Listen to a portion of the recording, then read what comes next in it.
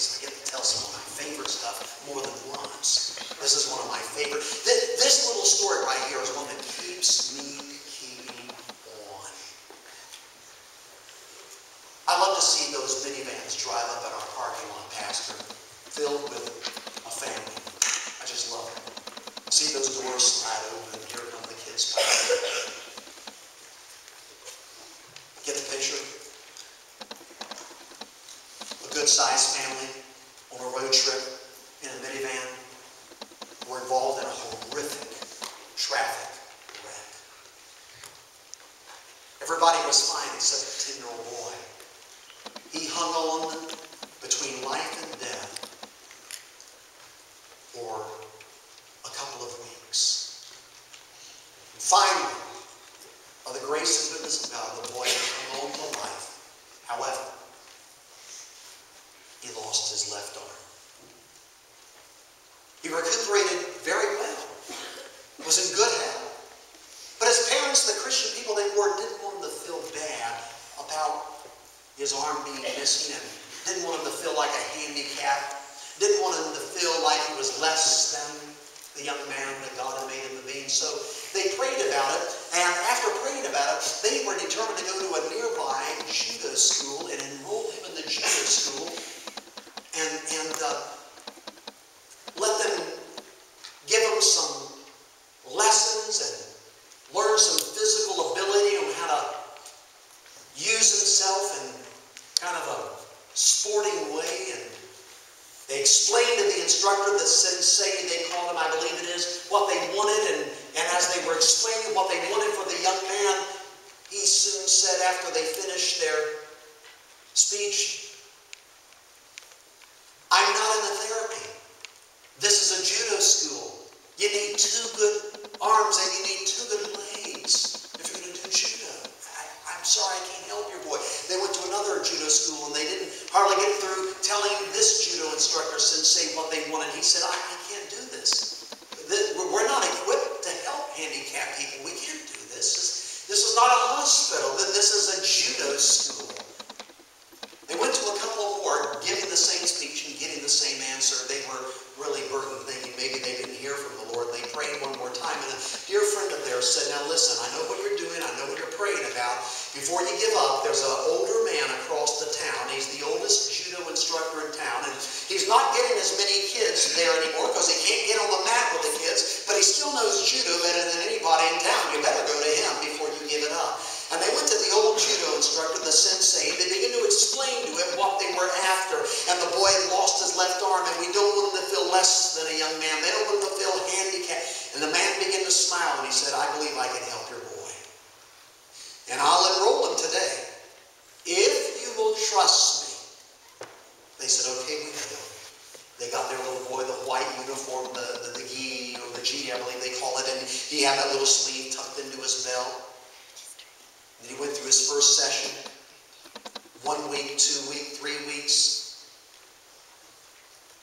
So tell us what you learned. He said, well, this one move, I got this one move that this instructor's teaching me. 3 months, how's it going? I'm having a good time, Mom and Dad. Now, I only have this one move. He's only teaching me this one move.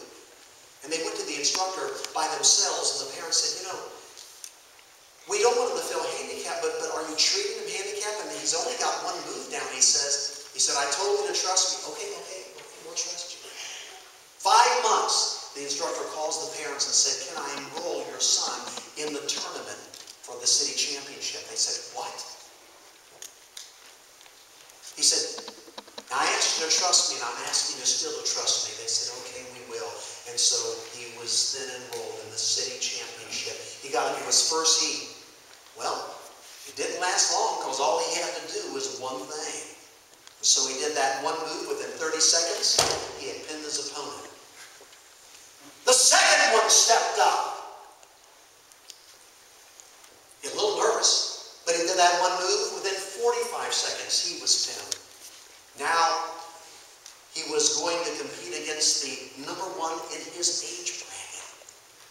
And he thought he might try a few different things, and he saw some of his friends at the school try, and he was getting into trouble, so he went back into that same mode and did that one move, and 1 minute and 20 seconds he had that opponent pinned. Now now he's moving beyond his class.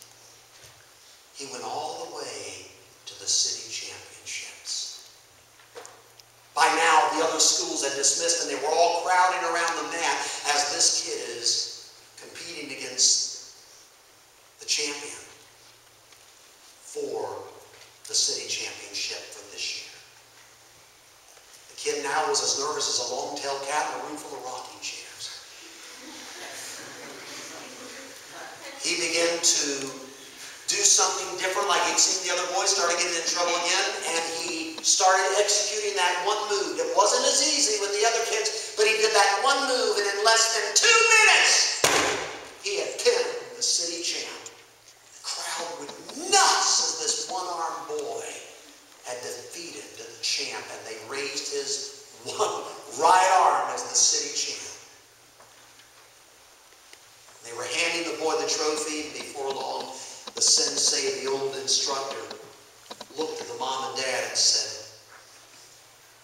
he brought him into a room off the side of the tournament, and he said, now I ask you to trust me. And I just wanted to bring you in here and say thank you for trusting me. And now I need to tell you what this was all about. That one move that your son had accomplished and learned better than anybody I've ever seen is the hardest move in all of judo. It is also the hardest move to break. Its hold can only be broken by one method, and one method only. The one that is receiving the move must grab the opponent by the left arm. See, young people, that one move was all he needed. And the devil will tell you, you can't get past your past. He's a liar and the father of it.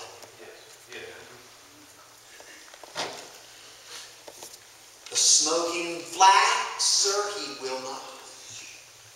The bruised reed, he will not break.